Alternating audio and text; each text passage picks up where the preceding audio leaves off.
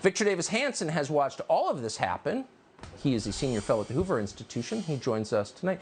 Professor, thanks so much for coming on. So you see this massive disconnect. You have this party that's openly and very aggressively anti-white, the Democratic Party, and yet its leaders, including its leaders of color, like the Obamas, live in all-white neighborhoods. How long can that continue, I wonder?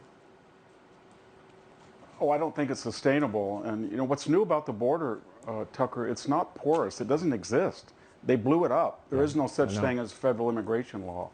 It's almost an insurrectionary, to use that term, act. And you ask yourself, why are 3 million people going to come in the first 2 years of the Biden administration?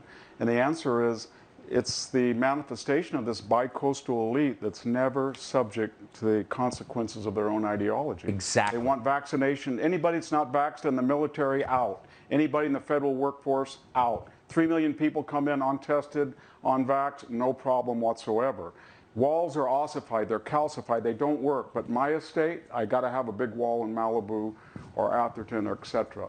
And then schools, we have to have a diverse school, but my kids are going to be at a private academy. And I love diversity, but only as an employer that hires cheap labor. So this is new. It really is. It's nihilism, and it really begs the question, why are they doing this? It's almost like it's a psychological projection so that they know they're guilty, that they live apartheid, segregated existences, and they don't want to change it, but they think by performance art, virtue signaling in the abstract, I'm for diversity, I'm for open borders, then that squares the circle of their own privilege.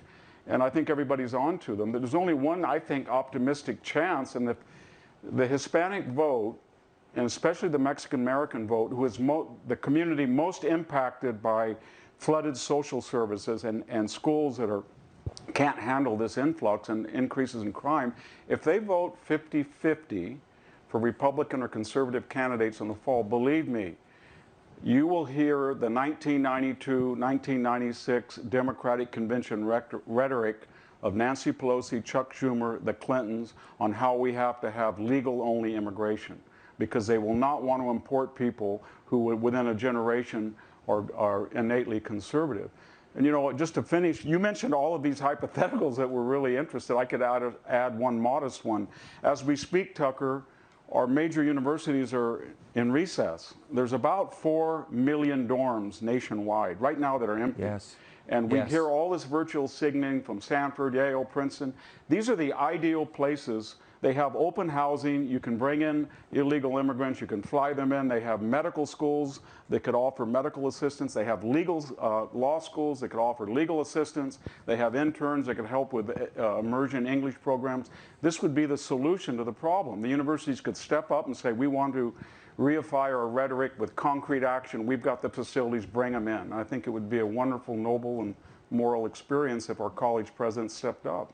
And let them stay, and let them repopulate the universities, turn over Cornell to MS-13, and make them students in the fall. Their endowments can pay for it. They should. I couldn't agree more, and I love that idea. Victor Davis Hanson, thank you so much for suggesting that. Thank you.